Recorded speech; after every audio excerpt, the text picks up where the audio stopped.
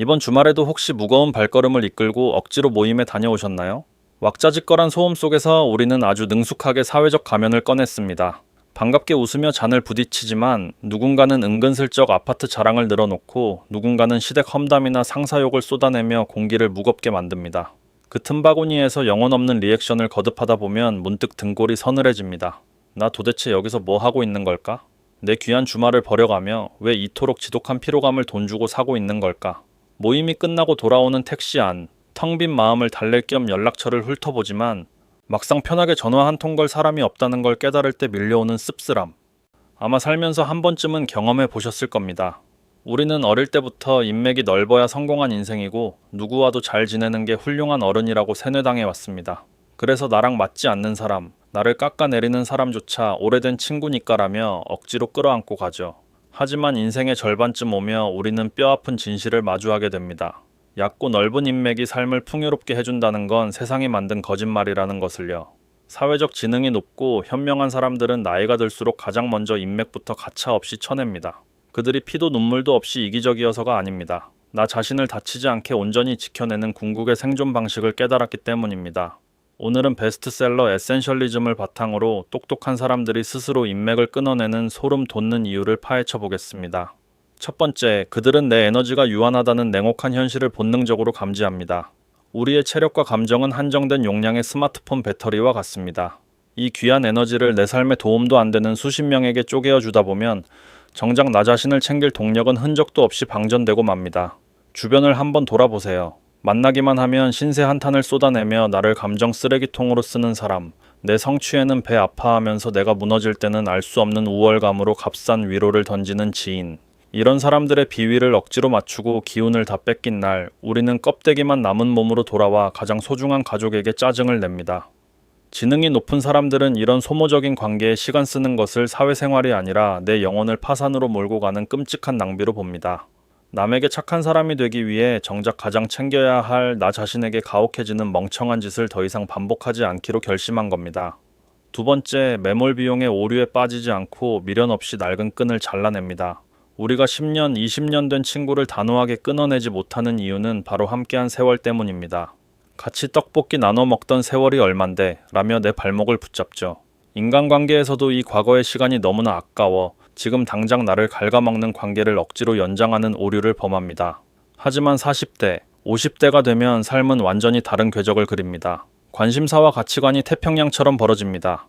나는 내면을 성장시키려 발버둥 치는데 20년 지기 친구는 만날 때마다 과거 추억팔이나 남의 험담에만 눈을 반짝인다면 그 자리는 더 이상 우정이 아닙니다. 지독한 고역일 뿐이죠.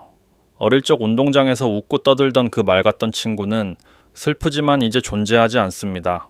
과거가 아름다웠다고 현재의 고통스러운 관계까지 평생 책임질 필요는 없습니다. 똑똑한 사람들은 이 잔인한 현실을 인정합니다. 아름다운 추억은 가슴에 묻고 내 현재를 시들게 하는 썩은 동아줄을 가위로 싹둑 자르듯 잘라냅니다. 그것이 이 팍팍한 현실을 버텨내는 나 자신에 대한 마땅한 예의임을 알기 때문입니다. 세 번째, 그들은 미움받는 것을 절대 두려워하지 않는 우아한 거절의 마스터들입니다. 우리가 하기 싫은 일을 억지로 하는 깊은 이면에는 지독한 두려움이 깔려 있습니다. 이 부탁을 거절하면 나를 싹수 없는 사람으로 보겠지? 이 모임에 안 나가면 따돌림 당하겠지? 이 실체 없는 불안감 때문에 하루도 쉬지 않고 착한 사람 연극을 무대에 올립니다. 하지만 에센셜리즘에서는 경고합니다. 스스로 내 인생의 우선순위를 정하지 않으면 남이 내 인생을 대신 통제할 것이다. 사회적 지능이 높은 사람들은 타인의 기대라는 거대한 감옥에서 탈출한 이들입니다.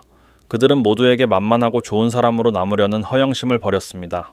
내면의 굳건한 평화와 가족이라는 절대적인 가치를 지키기 위해 무의미한 다수에게 기꺼이 이기적인 사람으로 낙인 찍히는 것을 선택한 겁니다. 아니요, 참석하기 어렵습니다 라고 거절하는 순간은 찰나의 찌릿한 불편함을 동반합니다.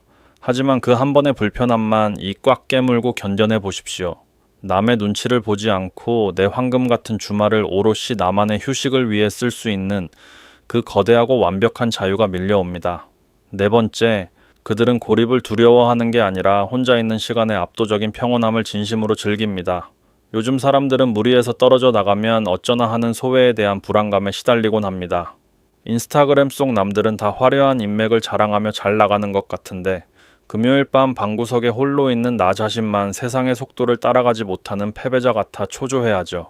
하지만 인맥의 껍데기를 벗어던진 사람들은 기꺼이 혼자가 되는 기쁨, 즉 타인의 시선에서 완전히 로그아웃하고 오롯이 내 삶에 집중하는 해방감을 만끽합니다. 얕은 대화와 천박한 비교의 장에 몸을 구겨 넣느니 스스로 선택한 완전한 침묵을 즐기는 겁니다. 햇살 비치는 창가에서 커피 한 잔과 책장을 넘기는 시간, 누구의 방해도 받지 않고 좋아하는 음악을 들으며 공원을 걷는 시간, 이런 고요한 시간들이 멍든 영혼을 살찌우는데 수천 배는 더 유익하다는 것을 깨달은 겁니다. 인간관계를 끊어내고 홀로 선다는 건 세상으로부터 버림받아 처절하게 외로워진다는 뜻이 아닙니다. 타인들의 시끄러운 소음이 고요하게 가라앉고 진짜 내 마음속 상처를 다독일 수 있는 완벽한 안식처를 얻었다는 뜻입니다. 고독은 외로움이 아니라 잃어버렸던 나를 되찾는 눈부신 성장의 시간입니다. 지금 이 묵직한 이야기를 듣고 계신 여러분의 머릿속에도 선명하게 떠오르는 이름들이 몇몇 있으실 텐데요. 막상 연락을 줄이고 마음의 거리를 두려니 가슴 한구석에서 내가 너무 정없는 사람으로 변해가는 건 아닐까 하는 미안함이 피어오르실지도 모릅니다. 그럴 때 스스로를 너무 탓하지 않으셨으면 좋겠습니다. 여러분이 결코 이기적이거나 나쁜 사람이라서 그런 게 아닐 겁니다. 어쩌면 수없이 상처받고 마음을 다친 끝에 이제야 비로소 차가운 세상으로부터 나 자신을 가장 안전하게 지키는 법을 조금씩 배워가고 있는 것일지도 모릅니다. 남의 눈치를 보며 나를 소모했던 껍데기를 벗고 나를 진정으로 아껴줄 줄 아는 진짜 어른으로 성장해가는 자연스러운 과정이라고 생각해보면 어떨까요? 나무가 더 크고 단단하게 자라기 위해 가끔은 시든 가지들을 쳐내는 시간이 필요하듯 우리의 인생도 그런 가지치기의 계절을 맞이한 것과 같습니다. 가지가 잘려나갈 때 잠시 시리고 아프겠지만 그 시간을 지나고 나면 다가올 봄에 더 따뜻하고 찬란한 꽃을 피울 수 있을 테니까요. 그러니 더 이상 나를 존중하지 않는 관계에 너무 많은 에너지를 애써 쏟지 않으셔도 괜찮습니다. 연락처의 숫자가 조금씩 줄어드는 것을 너무 두려워하거나 아쉬워하지 않으셨으면 좋겠습니다. 불필요한 관계들이 지나간 그 빈자리에는 어느새 나 자신을 향한 깊은 위로와 정말 마음을 나누고 싶은 단일 %의 소중한 사람들만이 남아 내 곁을 따뜻하게 채워줄 것입니다. 타인에게 좋은 사람으로 남기 위해 애쓰던 마음을 이제는 조금 내려놓으셔도 좋습니다.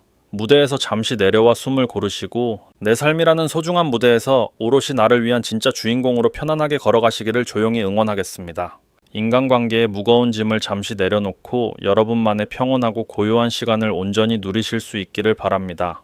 오늘 이야기가 지친 마음을 기댈 수 있는 작은 쉴 곳이 되어 주었다면 구독과 좋아요 부탁드립니다. 시청해 주셔서 감사합니다.